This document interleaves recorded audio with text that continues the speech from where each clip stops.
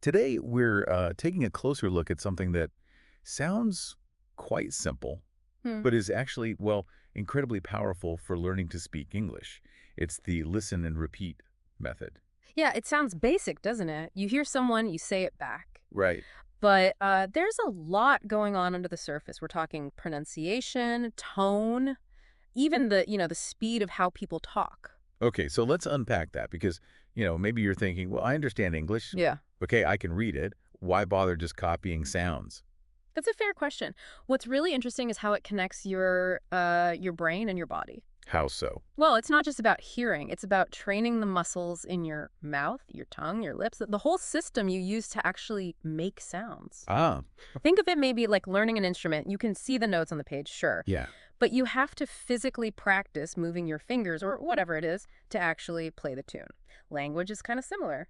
Your mouth needs that muscle memory. That's a great way to put it. Muscle memory for sounds. So it's the mouth learning the choreography alongside the ear hearing it. Spot on. And the repetition is what builds that memory, makes it automatic. And it's not just the sounds themselves, is it? You mentioned rhythm, intonation. Absolutely critical. That's what we call prosody, the sort of musicality of the language. It carries so much meaning. Right. Like saying I'm fine can mean totally different things depending how you say it. Exactly. Flat tone, maybe you're not fine. Upward inflection sounds more positive. Listen and repeat helps you pick up on those nuances and, importantly, learn to make them yourself. And I guess another angle here, it seems like a less intimidating way to practice speaking. Oh, for sure. It really lowers the stress level Yeah. because you're not under pressure to, think up your own perfect sentence from scratch. You're just focusing on the mechanics. Precisely, just replicating. It frees up your brain to concentrate purely on the sound and the flow. Builds confidence in a safer space, you could say. Okay, I think we've talked about the why enough. Let's actually try it. Good idea. So if you're listening, this is your cue to join in. We'll start easy with some short sentences. Right. So listen carefully to how I say this first one. Notice the rhythm. Then you repeat it out loud. Okay. Here we go, nice and slow. Hello. How are you? Your turn now. Pause. Okay, great. Here's the next one. Again, listen first. I am learning English. Go ahead, give it a try. Pause. And one more. This one's pretty relevant, I think. We'll do it twice. Listen. This is my daily practice. Repeat that. This is my daily practice. And again, listen closely. This is my daily practice.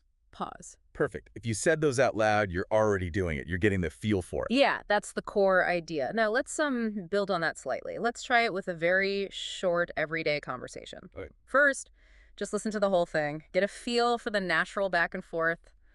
I'll be speaker one. You can imagine speaker two. Right. Let's hear it. Speaker one. Hi, what's your name? Speaker 2. My name is Emma. What's your name? Speaker one. I'm James. Nice to meet you. Speaker 2. Nice to meet you too. Okay. Just a simple exchange. Yep, got it. Now let's break that down. We'll say each line a bit slower. And again, leave a pause for you to repeat. Ready? Let's do it. Speaker one. Hi, what's your name? Pause. Speaker 2. My name is Emma. What's your name? Pause. Speaker one. I'm James. Nice to meet you. Pause. And speaker 2. Nice to meet you too. Pause.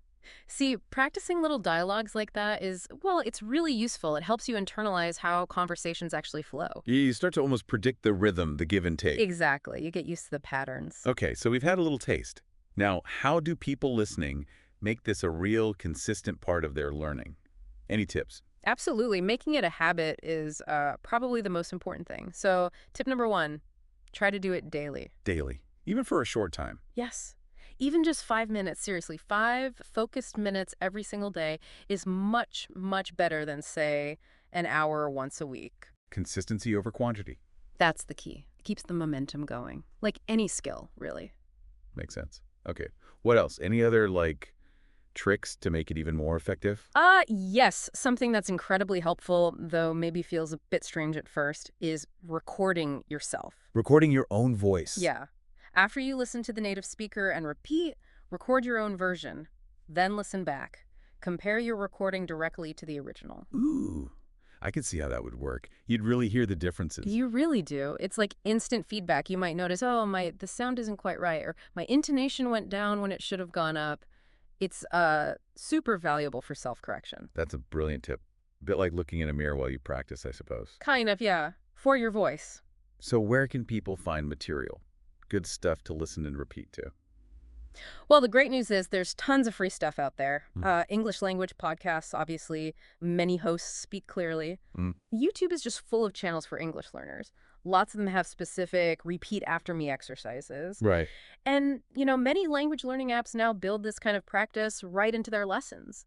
Just look for native speaker audio that's clear and ideally interesting to you. Okay, good resources. Yeah. Now, what about the mindset? Some people might feel, I don't know, a bit shy about speaking out loud or worried they sound silly. Ah, yes. That's a big one. And the main thing to remember is mistakes are okay. No, more than okay, they're necessary. Necessary. Totally. Every time you try to make a sound, even if it's not perfect, you are literally training those mouth muscles we talked about. You're tuning your ear. So don't aim for perfection straight away. Please don't. Aim for practice. Aim for progress. Each attempt makes the next one a tiny bit easier. It's about building familiarity, not instant mastery. That's really encouraging. So just to kind of wrap this part up, listen and a repeat works because it tackles both listening and speaking, right? Exactly. Ear training, mouth training all at once. It builds that muscle memory for tricky sounds, and it helps you nail the rhythm and flow of natural English. Spot on. And remember, consistency is your best friend. Short, regular practice adds up incredibly fast. So find resources you like, use them often, maybe record yourself. Yep. And please don't worry about mistakes. They're just stepping stones. Embrace them. Couldn't agree more. Every time you listen, every time you repeat, you are making progress. So keep at it. We know you can get there. Definitely. And, just as a final thought, this skill, this focused listening and careful repetition, it's not just about language, is it? Maybe. Well, think about it. In a world that's so noisy, full of information flying everywhere, the ability to really listen closely to something, understand it, and then articulate it accurately, that's a pretty powerful skill in general. Yeah, I see that. Beyond just English class. Way beyond. So maybe think about this. Where else in your life could applying that kind of focused attention, that listen and repeat mindset make a difference? What else could you learn or improve by truly listening and then actively reproducing? Something to ponder.